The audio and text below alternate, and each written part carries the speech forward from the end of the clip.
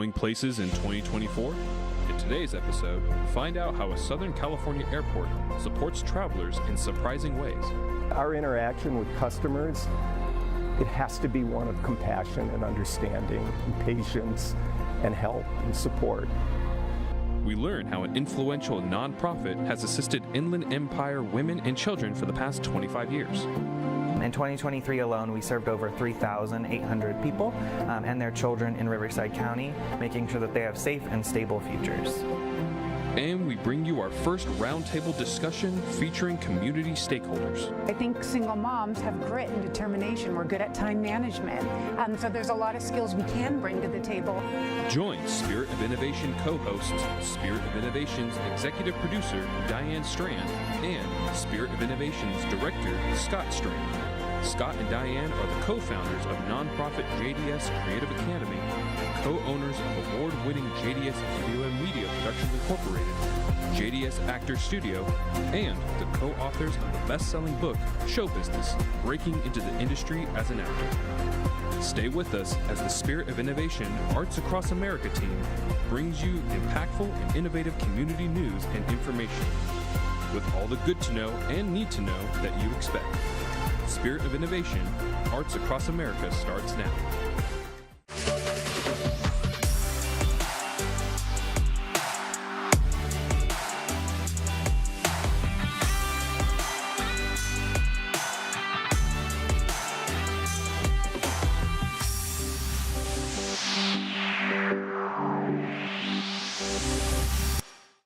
Happy New Year.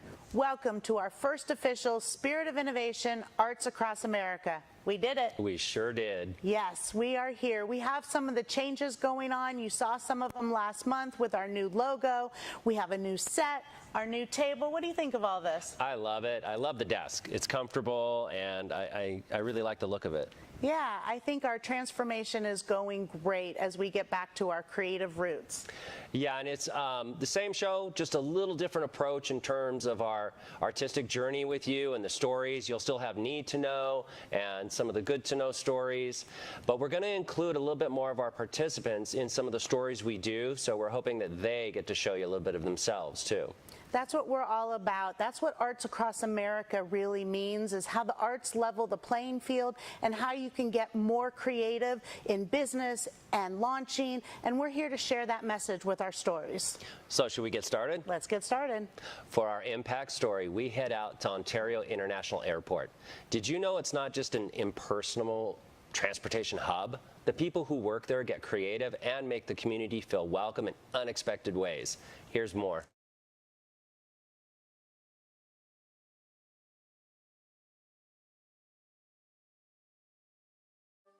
Ontario International Airport began as a small landing strip in 1923 and has grown exponentially over the years. In 2016, its ownership transferred from Los Angeles World Airports to the Ontario International Authority, a move that solidified Ontario Airport's influence in the region. Being locally owned, locally controlled, locally governed means that we can be more connected to the community than ever before. It means that all of this property here gets top priority. We're not part of a bigger organization that maybe doesn't care about Ontario and the Inland Empire as much as we do. We commissioned a study about a year ago to look at our economic impact, and it was $3.8 billion a year, which is extraordinary. We support directly or indirectly almost 28,000 jobs. We're really, really proud of that. The airport is also physically transforming with investments in infrastructure, new parking lots, and upgraded terminals, all designed to handle increased passenger flow. As the airport continues to grow, those that work here pride themselves on providing an accessible and convenient travel experience. The people here get it. They get that Ontario International Airport isn't just a facility that people go through security and hop on their airplanes for. They get that we're part of the community. Our interaction with customers, it has to be one of compassion and understanding and patience and help and support. A big part of that support is the airport's programs for those with special needs. The facility is fully ADA compliant, starting with the parking lots and shuttles, continuing to the curb cutouts at the passenger drop-offs, as well as accessible ramps and elevators. The airport's ONT Plus program is there for family and friends who want to give additional assistance. It allows somebody to almost instantaneously go online or with their cell phone and get a digital visitor's pass. So if you're accompanying an individual who may need extra support while traveling, you can do that. You can take them through security and actually up to the gate. You can go to the gate when they come back and you can accompany them. The Hidden Disabilities Sunflower Program is designed to help travelers whose disabilities might not be immediately obvious. It gives somebody who, an individual who wants to self-identify as having a hidden disability, a lanyard with a sunflower on it. And what that does is it alerts anybody who works at the airport that this is somebody who might need a little extra attention or care while they're traveling. For anyone who might need a little stress relief, the PAW Squad is on call to do just that. Traveling anyway can be a stressful experience. The PAW Squad evolved out of that through discussions internally on what can we do to provide additional support. It's just a warm and friendly reminder to people too that this is a safe zone, and in return we will do anything we can for our community to help them. That was a really fun shoot. It was a great time out at the airport. The region's public transportation is also expanding services for those who don't want to drive to Ontario Airport. Yes, the bus rapid transit system is being built called the West Valley Connector from Pomona to Rancho Cucamonga, with Ontario Airport right in the middle. You know, there's also discussion about building an underground tunnel for the transit from Rancho Cucamonga Metrolink station to the airport. And did you know that they also have the largest USO in the state of California? I think we're going to be going back to do more stories there. Probably have to head back. Now for the need to know. Last year, the California State Legislature passed 1,046 bills, and the governor signed 890 of them into law.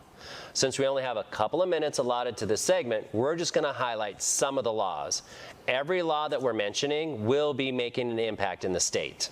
And some of these laws are heavy subjects, so let's run them down for you. Here's one that's getting a lot of buzz. All California businesses must now give their workers 5 paid sick days per year.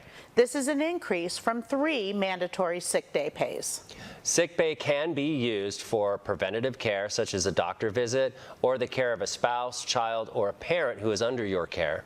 Keep in mind, some businesses have a 90-day waiting period for benefits to begin, but you are paid and start accruing from your first day. New hires should always check with their policies and procedures and understand how their company operates. Other new business laws worth mentioning are the increase in wages. Fast food workers will see an increase to $20 an hour on April 1st, and healthcare workers' hourly minimums start going up on June 1st, eventually reaching $25 an hour over the next 10 years. And starting in 2024, California is the first state in the U.S. to provide health insurance to all eligible undocumented adults. The state has been expanding Medi-Cal to cover undocumented immigrants since 2016, beginning with children 18 years and younger. And in 2020, the state qualified undocumented young adults ages 19 to 25 for Medi-Cal. Medi-Cal was expanded again in 2022 to include those who were 50 years of age and older. This year, the final expansion is to include adults ages 26 to 49. Another big health hot topic. A new California state law protects doctors and pharmacists who mail abortion pills to patients in states where abortion is currently illegal. The law only protects medical professionals as long as they stay in California, meaning you can't leave the state to provide the care. This law protects the medical professional from bounty hunters and bail agents, banning them from apprehending California doctors and taking them to another state to stand trial. Moving on to housing and tenant rights. If you're in the apartment hunt, you might want to wait till summer. Starting in July of 2024, security deposits cannot be more than 1 month's rent. Until then, the landlords can continue to charge up to 2 months' rent for an unfurnished apartment and up to 3 months' rent for a furnished place. When it comes to covering California's new 2024 laws, we've barely scratched the surface. If you want to do a deep dive, our website has links to summaries by Governor Newsom's office and the California Courts Newsroom, as well as a link to find copies of the actual laws. Go to spiritofinnovation.org. And next up, we are moving on to SAFE, which is a community nonprofit. We love to spotlight nonprofits around here, and they're making a real impact on families and individuals. Check it out.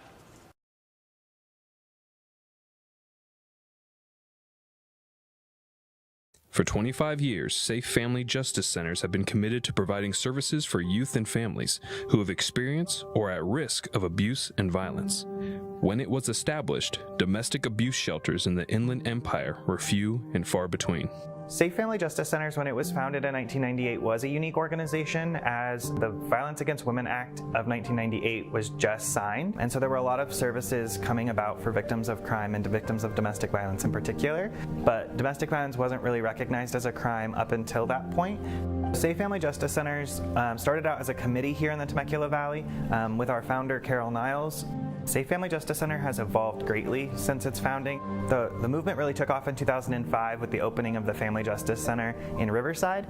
Shortly after, we opened another one here in the Southwest County, and then 2013 we opened our Indio location to provide more services to those out in the rural space of the desert. We have established and grown tremendously over the last year in order to provide more services to victims of crime. In 2023 alone, we served over 3,800 people and their children in Riverside County, making sure that they have safe and stable futures. Fostering relationships is vital for Safe Family Justice Centers. Collaborative bonds with other nonprofits, community organizations, and law enforcement create a strong network of support. Harnessing those partnerships is that in the field of victim services, no one can do this alone. That's the message we try to provide to survivors as well, is that they don't have to do it alone, that they shouldn't do it alone, and that their service is to help. In 2004, we launched our Police Activities League, which is a partnership with local law enforcement agencies to provide mentorship activities to local youth. We serve ages 5 to 18 in an effort to provide mentorship activities and exposure opportunities. I was a victim of domestic violence. I am a survivor now, and I'm helping to empower others. My children were acting out in school. My son was fighting frequently, and my advocate had gave me resources for the Safe Family Justice Center PAL program, Girls Circle, and Boys Council. One particular event that stands out to me, the Safe Family Justice Center was having a Halloween event, and my son, who was once fighting and acting out in school, was running, laughing, and playing in a hot dog costume. I hadn't seen him like that in a very long time. And I'm just so grateful for Safe Family Justice Center for what they've done for my family and other families. My kids and I are close, but after everything happening, we got really close. And I've learned to trust again with the Safe Family Justice Center. As Safe Family Justice Centers continue to evolve, their future is shaped by an unwavering commitment to extensive services, focusing on protecting families, seeking justice, and ensuring safe futures for those affected by violence. It's so great to see how much good work is being done in our community. Speaking of community involvement, our next segment is Spirit of Innovation's Arts Across America First Community Roundtable. This is where we invite guests to sit down with us and discuss meaningful topics that affect us all. Today, we'll be talking about diversity, equity, and inclusion with two community stakeholders. Julie No is a seasoned State Farm agent and Nicole Albrecht is the founder of Elite Tax Partners. Both of you serve on the chambers, and you're both also on the board of Rancho Damacitas. So welcome, you guys. Welcome. Thank you. So great to have you. Yeah, we're really glad to have you for this topic. So diversity, I'm going to throw that one a little at you, Julie, as someone who's an entrepreneur as well as an Asian American. How does diversity affect you in growing your business? Diversity to me is such a big topic, but I think what I would like to talk about on it is the way people value things like how they started their business. Maybe it's money, maybe it's how they grew up. I didn't grow up with very much money, so the way I look at it and the way I value it and how I used it to start my business could be really different than the next person. So for me, diversity comes with understanding that if you value money in a certain way, for example, I'll use debt, right? I grew up knowing that debt was bad. That's just how my parents taught me. So when I started my business, debt was a very big topic to try to understand and wrap my head around, that it's okay to be in debt sometimes when you're in your business. It just depends on the type of debt you're in. That goes a lot, I think, with my clients. I consistently have conversations with them about how they have to talk to their banker, their CPA, and understanding how to run their business with money and using debt in a very good and creative way. But that, I believe, really comes with the diverse background that we all bring to the table as entrepreneurs and business owners. I love that, how you provide education to further entrepreneurship and do that. Nicole, you're a single mother with a child on the spectrum, and you're also an entrepreneur. So equity and also, diversity, how do you feel about some of those topics? So I think being a single mom, I really saw how that played a role in trying to get a job. So when I was 20 years old, I already had a 3-year-old. I got pregnant in high school, and I was really looking for someone that was going to give me an opportunity. I felt like an office job was going to be able to start some sort of career doing something. And I was really fortunate to find a gentleman that not only provided me a job and education, but was able to be flexible because my son had such behavior issues and was on the spectrum. I got called out a lot. I had to pick him up. He was constantly getting kicked out of programs and stuff like that.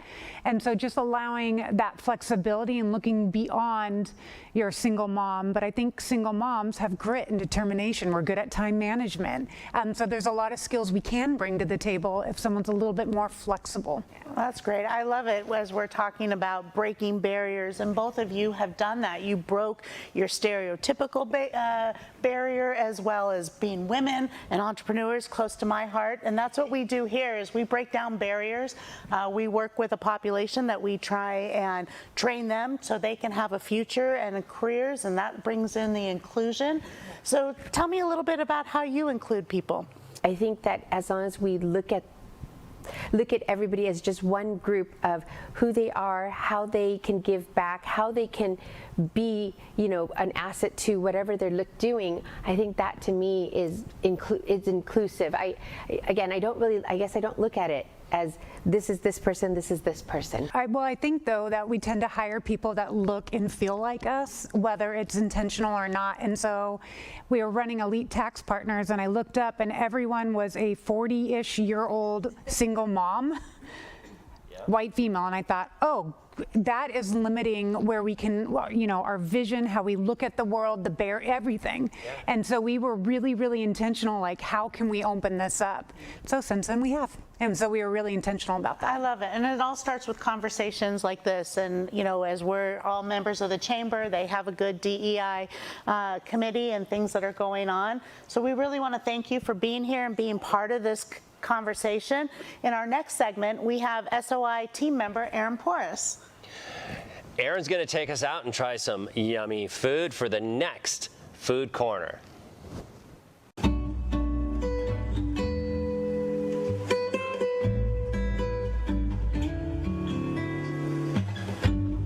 Welcome to Food Corner. I'm Aaron Porras, and today we are here at Great Harvest Bread Company in Temecula. I'm here with the owner, Danielle Collerly.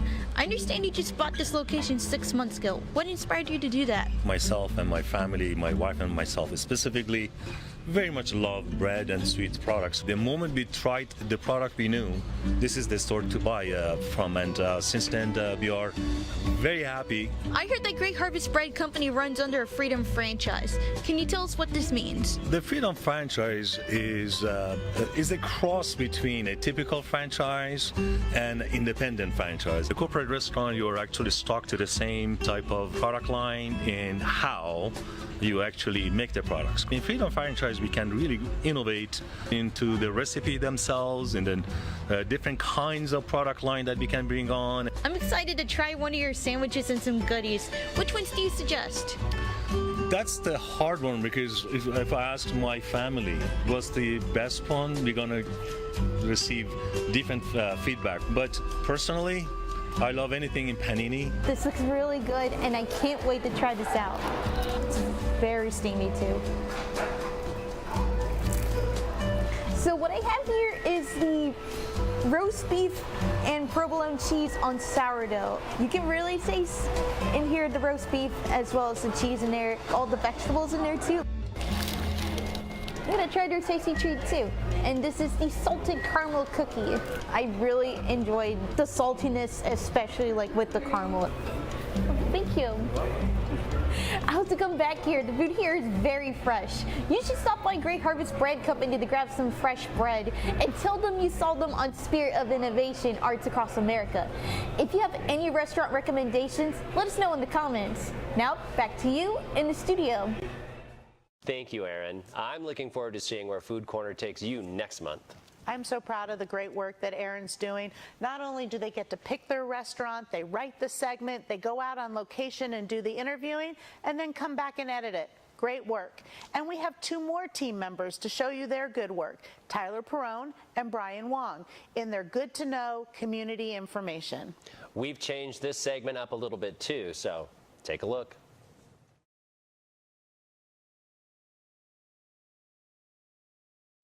Here are Good to Know community happenings. The Children's Hospital of Orange County and Rady Children's Hospital San Diego made an agreement to merge together under the new banner of Rady Children's Health. The arrangement will transform pediatric care in the region. In other medical Good to Know news, Temecula Valley Hospital received the 2024 Women's Choice Award as one of America's best hospitals for patient safety.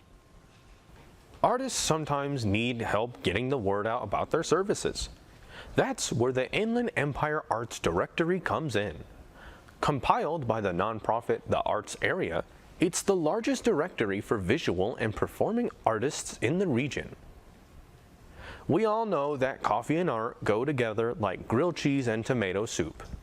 The Coffee Table Art Book is hosting an art contest for artists to show off their coffee-themed art pieces. Winners will have their work displayed in the book and receive cash prizes and other special perks.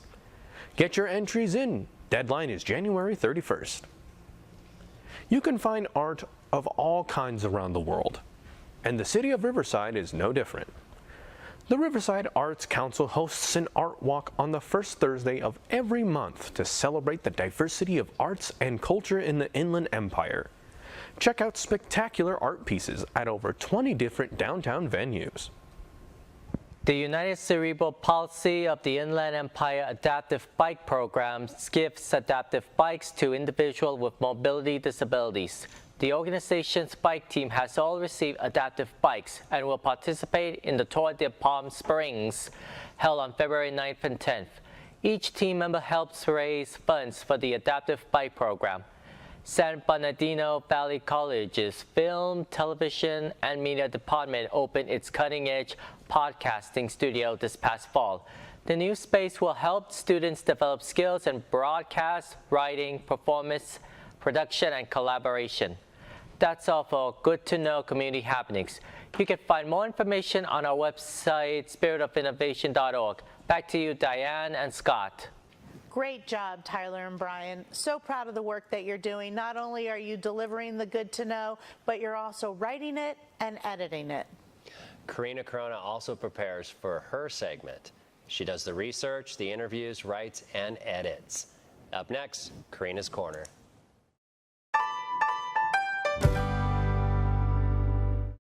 There artists that come from the Riverside area, I would like to introduce you to a local artist that has become a friend of mine. Sammy Listo is a local country rock musician, and he took a moment out of his day to have a chat with me. What was your inspiration for getting into music? My inspiration for getting into music would have to be my mom. Growing up in a household with music where she played the piano and sang all the time really inspired me. What's your process when it comes to writing music?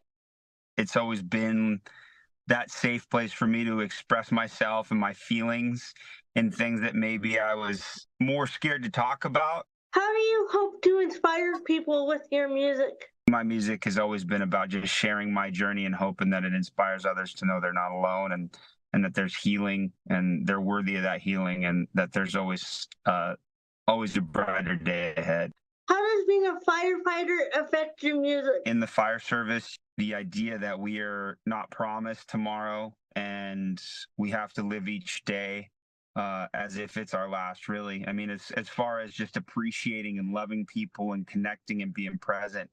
Thank you, Sammy, for the great chat. You can catch him playing at Bailey's in Temecula on February 2nd. You might see me there. Back to you, Scott and Diane. Great job, Karina. Our participants are doing such amazing work here at the Academy. I love that we're teaching them video production, multimedia, and we just started with animation too. And they are creating a new logo and opening for their show, SOI Stories. So it's going to be awesome. Not only do we have our day program that goes on here, but we have our extracurricular classes, and that's our visual and performing arts. We have our spring classes starting this week. Not only are classes happening, we're getting ready for DigiFest, and it's coming up on April 19th, 20th, and 21st. DigiFest has so much to offer. It's even so much more than a film festival. Not only is it a competition, it's also networking. It's a 3-day signature event to be able to move the needle so creatives can launch. I'm so excited for this year's DigiFest. The planning is underway. And for all you creatives out there, get your submissions ready. The early deadline is just around the corner on January 28th. And then we also have a late deadline of March 10th. So get your creative juices flowing, and we look forward to seeing you at DigiFest 2024. We're doing some exciting stuff around here. We have something new. Why don't you tell them?